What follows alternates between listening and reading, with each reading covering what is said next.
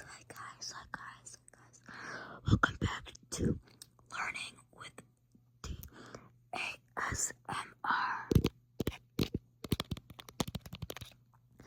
I'm sorry if you hear my dad in the background. I might not be able to cut the video whenever things get loud, just because I'm wearing headphones so that I don't have to hear him. Yeah. But today we're going to be going over my notes from APUSH and some math. If you're wondering what APUSH means, it means APUS history.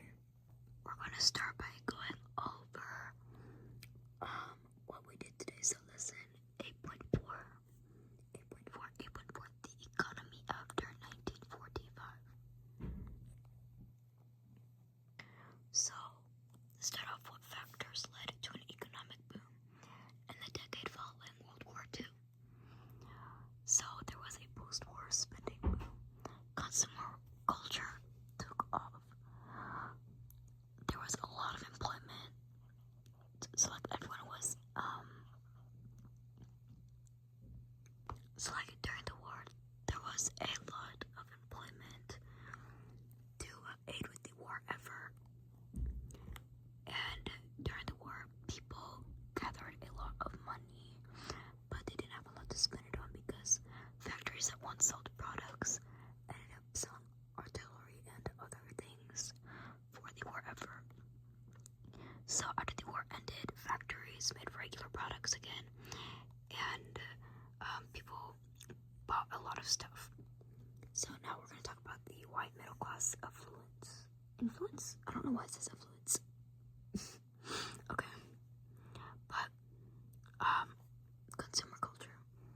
So people started buying TVs because it's the latest product, and people were like, oh yeah, I want that. And this leads to a new form of advertising. And this new form of advertising goes rampant. Because previously people had radios, and those radios, people would hear about products, it would be described to them, they could imagine it, but they couldn't see it. But because TVs offered a visual, it allowed people to see that product. They were like, damn, I want that. So people began buying stuff they didn't need. And in the past, people used to keep products until they didn't work at all anymore. But because it's advertising, people bought brand new things, even though the old one worked just fine. Kind of like how some people will buy the latest iPhone, even though their old one works just fine. And then there was a baby boom. And these are now known as boomers today. People came home from the war and had children and settled down. The babies being born led to new industries being developed to have products for new parents to purchase, and more schools were built. And then fast food becomes a thing along with Barbie. So these were actually honestly kind of crazy things to exist at that time, because originally people were like, you gotta make fresh food at home, you can't buy fast food, you should be in the kitchen making stuff for your family. And then previously girls were only allowed to play with baby dolls to learn to become a mother when they grew up. But whenever Barbie came along, girls were taught that they don't have to do that. They can become an astronaut or something. They can become really whatever they want to be, and that was awesome. And next, the space race. The USA and Russia have a space race. Thousands of people are hired at NASA to try and get a person in space before Russia. And the first object launched into space by Russia is called Sputnik. Americans were freaked out over this, because Americans are like, oh my god, they're ahead of us in this. Imagine how much damage they could do if they decided to attack us. The GI Bill of Rights. This promised World War II veterans benefits and to help them adjust to civilian life. Their colleges paid for, homes paid for, and they received free money. However, I realized that my phone is not focusing on the screen. Only white veterans got these benefits, not black veterans, not Asian veterans, no one. But system. President Eisenhower created this. This system was made as a way to evacuate major urban areas in case Russia tried to attack. The construction of the interstate highway system allowed for a lot of jobs to be created, so this led to increased employment. And then many businesses opened up along these interstates, like hotels, side attractions, gas stations, and mechanic shops, along with like fast food places such as McDonald's. Okay, so there was also a shift in the workforce. Blue-collar workers had very hands-on jobs, but then people started going and getting white-collar jobs, which required more education, and it wasn't very hands-on. White-collar jobs made a lot more money, which led to more spending. The airline industry. People who were in the Air Force and were trained to fly during World War II began to work for the airline industry as pilots. Okay. How did migrations to the suburbs and the Sun Belt reshape American society? The suburban migration. New communities develop around urban centers. People leave urban areas for the suburbs, specifically white middle-class American families. Homes began being built quickly and cheaply, and this is where we get into levittones. So homes used to take months to build, but there's a new method created which was similar to how things are created in factories, like cars, for example. Everyone has their own job. There's a strict deadline, and it has a very specific layout. Homes used to be more custom, but then everything started looking the same just for the sake of efficiency. So homes used to take months to build, but because of the new method, they take days. Towns made up of homes, like these are called levittones. All the homes look the same, and this is called cookie cutter houses. So what are the impacts of this? The suburbs consisted of white middle-class Americans. This is because they were the ones who were eligible for the GI payments, which allowed them to be able to afford a home. Then redlining was used to prevent black people from owning homes in those areas. White homeowners had to sign covenants to ensure that they wouldn't rent or sell the home to a black person, and these homeowners would be sued if they did. You're probably thinking, what the fuck? I'm thinking the same thing. The Sun Belt migration. So the Sun Belt region. People moved to the Sun Belt region. The Sun Belt region includes Florida, Texas, Arizona, etc. Okay, now we're going to talk about the Taft-Hartley Act.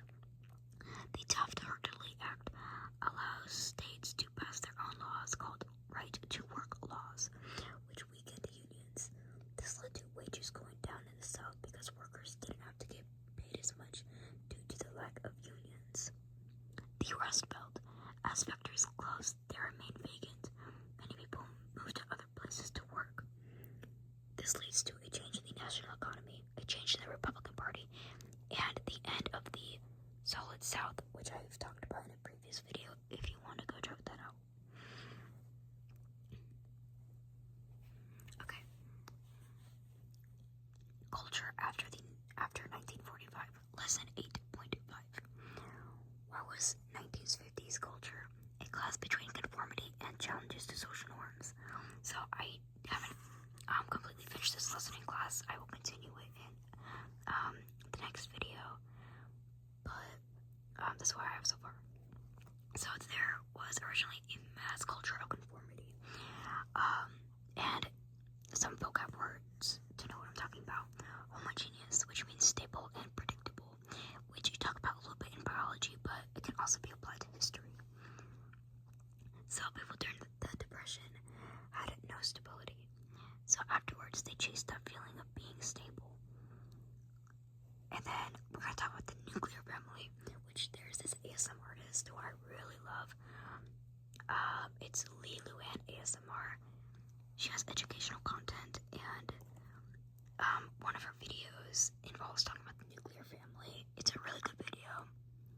Definitely check it out. She also has another channel called Bite-Sized Course ASMR. She's really good at explaining everything, and even includes like study notes. Definitely check her out. Okay, so the nuclear family is white, suburban, middle-class, heterosexual couples with an average of 2.5 kids. Of course, you can have half a kid, so you can round up, round down, 2 kids, 3 kids. That's basically the average. The life of these people revolves around the family dinners, barbecue with neighbors, to name a few. And gender roles. So during the war, women began working in jobs that were originally seen as masculine jobs, like working in a factory. But once the war ended, women were pushed back into being homemakers. So like being in the kitchen, cooking, making sure the kids behave. And fathers were expected to go work to make money, and this money was honestly like expected to feed into consumer culture. So buy the newest thing even though you don't need it, and just like buying excessive stuff that you don't really need. Okay, so some factors. So the TV, we already talked about this. It led to people seeing like this is how it fits into like gender roles. Okay, so these visuals led to people seeing what a quote-unquote proper woman and man looked like. It reinforced conformity and made it so people don't speak up about it. They just follow along. So, in class we watched a video, and it was from a TV show. I forget the name of the TV show, but it was basically a scene of a father and son outside barbecuing. The father was barbecuing, the son was talking to him, and then the wife was inside cooking. And the son asked his father, "Why are you cooking outside and mom is cooking inside?" And the father said, "Well, us men are more primal, we're more outdoorsy, and basically that women belong in the kitchen and men are allowed to be more adventurous, outdoorsy. They don't belong in the kitchen like women do." That's basically what it said. So that's kind of what I mean by like TV reinforcing the idea. And then there's some other ads that show a woman, a homemaker, saying that like a refrigerator, like it's an ad for the refrigerator, and she's like, "The refrigerator keeps my life together," which further reinforces the idea that women are homemakers. And it also is like, well, if you don't have this product, you must really be sad, and your life must really suck. So go buy this new product, and it'll fix everything. And some ideas are McCarthyism, which is not wanting to have different ideas, especially communist ones. Remember the Red Scare? Interstate highways and franchises lead to places like McDonald's being created, and suburbs. I was unable to write down enough notes in time. So, this here is kind of like vague. My bad. So, challenges to conformity. The teenagers, boomers, were the first generation to experience not going straight from childhood to adulthood, but rather have a area between, like a transition period from going from a child to adult. So it went from child to teenager to adult. This was a new thing, believe it or not. And teenagers became a socially constructed thing. Teenagers had fun, which fed into consumer culture as well. They're not a kid, but they're also not adults. And then rock and roll was also a major part of teenagers. So rock and roll used to be referred to as race music, aka black music, and white kids originally, a lot of them weren't allowed to listen to it. But during this time period, there was a blurring of that idea.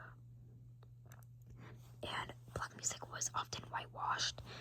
Music created originally by black people, but black music artists would be redone by white people to make it more quote-unquote fitting for white people to listen to. But teenagers would listen to music created by black artists, which challenged the norms.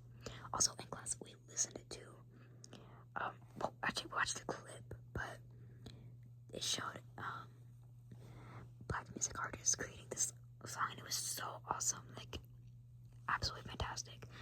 And then in another clip, it showed white people whitewashing it. It's like the soul was taken out of that song. It was actually crazy. And then art. So there is new cinema, and one of these new cinemas was Rebel Without a Cause, which showed teen angst, teenagers wandering aimlessly through life. They're angry and have no purpose. Their parents don't see. But the parents don't see that teenagers have any problems to fret about, because the parents grew up in the Great Depression. They're like, we had it so much worse. What are you complaining about? You have nothing to complain about. And then Jackson Pollock paintings were another thing. So they challenged the norm because there was no apparent quote-unquote meaning to them. So it was very abstract, and his way of creating art was very unusual. Like, you would stand above the painting and just like dab cigarette ash on it, and then throw paint onto the canvas. And the comic books were also a challenge to norms because teenagers weren't reading the Bible or novels, and were instead reading about action and heroes. Intellectuals. The beat movement, also known as beatniks, rejected homogeneity and embraced taboos, not wanting to conform. They embraced things like drugs, sex, tattoos, not going to college, not working where the rest of your family had. So like if your family had like owned like, I don't know, a flower shop for generations, you would be like, I actually don't want to work there. Not going to college, not working where the rest of your family had. I already said that. Then there's another one. So Jack Kerouac and On the Road. So he didn't have a home and instead lived in a van.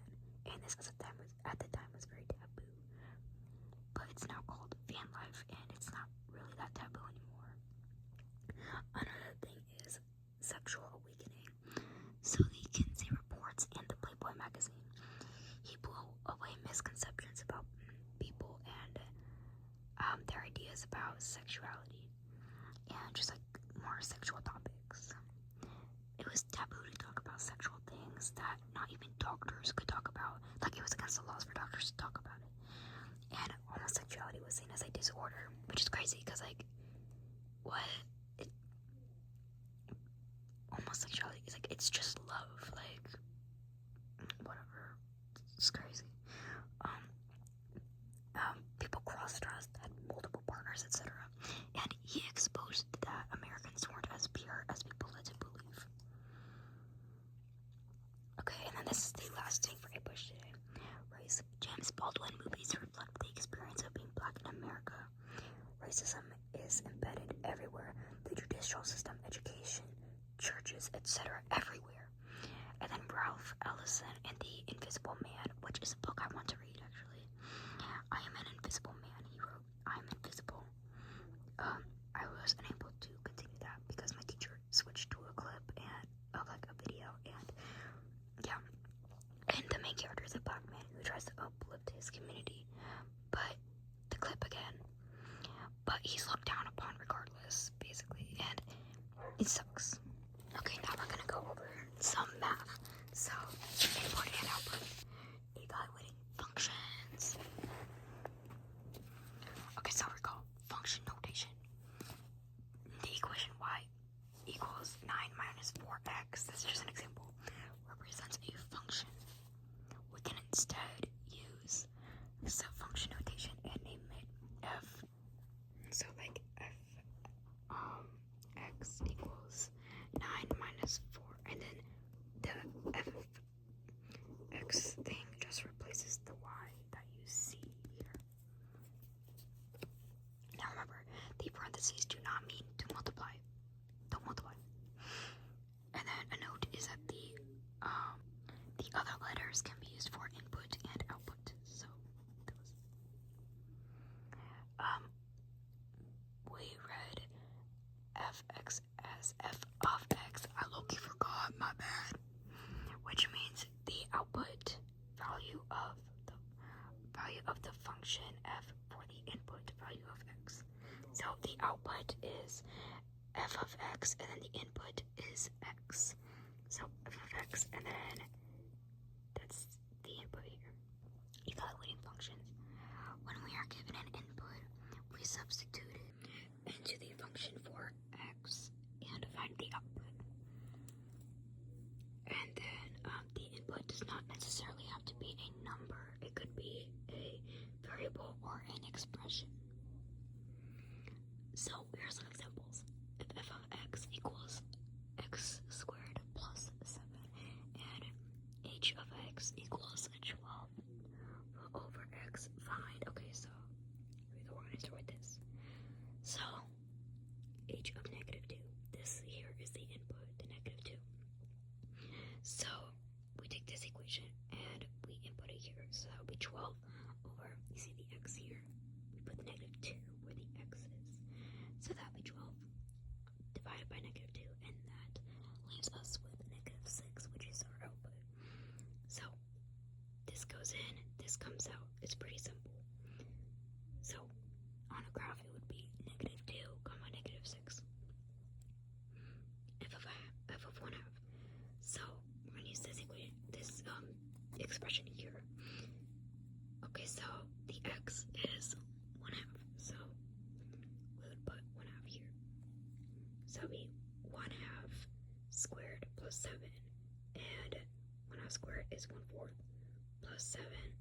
That is 7 and 1/4. Or you can also do this. So it'd be 29/4.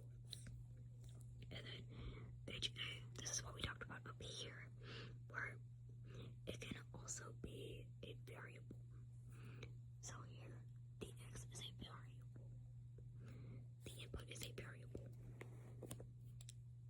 So that'll be 12 over a. Simple. F of x plus 1. So that this would be the expression as we talked about earlier. So we just simply put this into here. So that would be x plus 1 squared plus 7. So we would just write this equation twice because it's squared, and then plus 7. So distribute, and you get x squared plus x plus x plus 1 plus 7, and then combine, so that'd be x squared plus 2x plus 8. Now, sometimes we're given the output and we have to find the input.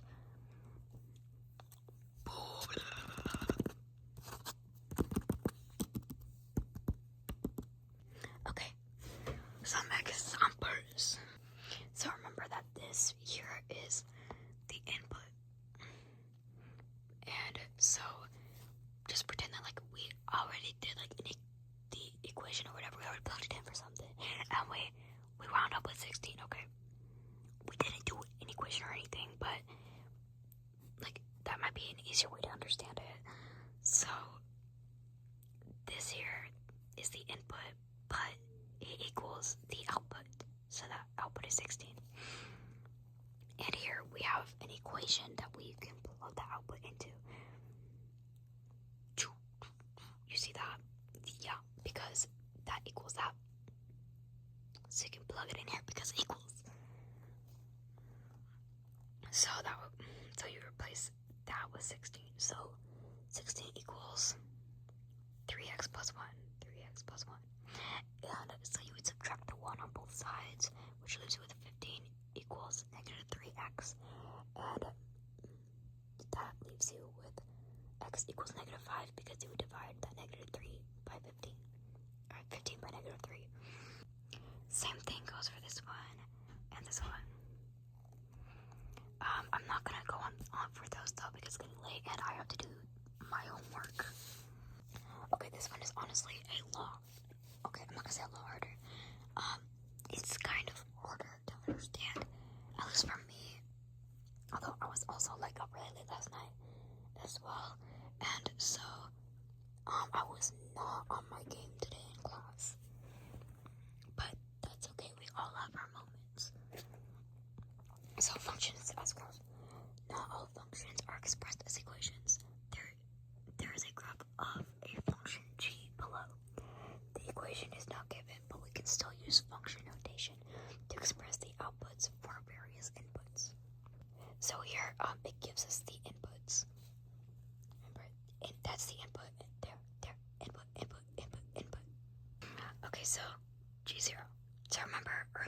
I said that the input would be x comma y.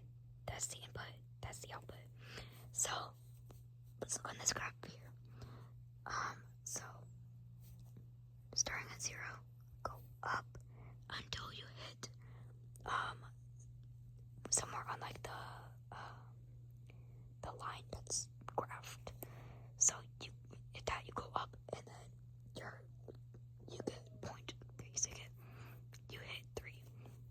So that will go here. And then same thing with this one. So input, remember, that's x. So let's find it here. So x equals 4.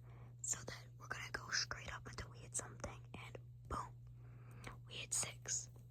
So that would be our output, and that's our y. And then same thing with this one.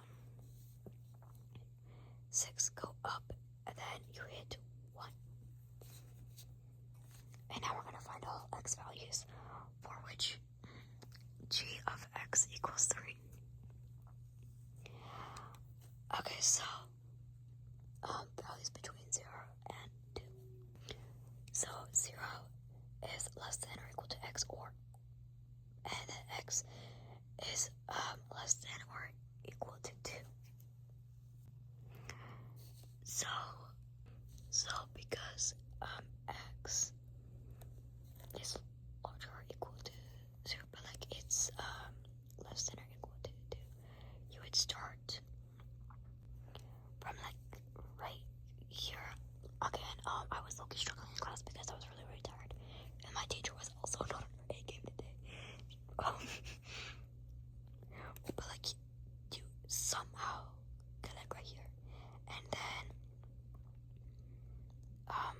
we estimated that was around like 4.75, but the 3, so we go there, and then x equals 9. Write that down. If g of x equals 6, what is x? 4. So go there, go across, 4. What is the domain of g? The domain of g is the input values. So it's all x values between 0 and positive 12. So from there to there. Yeah. If g of x equals 0, what is x? 7, because the only point that it touches when you go across. And then what is the range of g? This is the output. It's 0 is less than or equal to g of x, which is less than or equal to 6. So that's like this right here. Okay, now let's do some homework, because I decided to sleep for the rest of class instead of doing my homework. So input. Okay, so that'll be negative 4 squared plus 4 times negative 4 minus 1. And then this equals a negative 1. Boom. Okay, plug it in here. I'm not gonna like record me doing all this just because it's gonna slow me down. And it's like 1 a.m. maybe 1:30, I don't know. Okay, it's 12:52. Okay, now that I finished all that, I'm gonna work on stuff down here.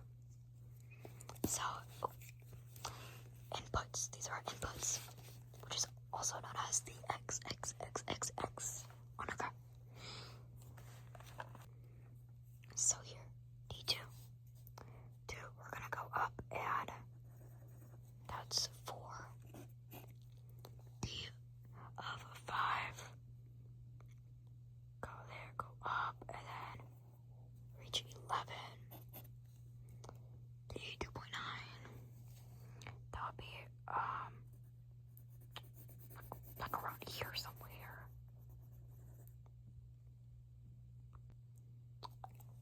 And yeah, that would just be 4. Again. And then D of 10.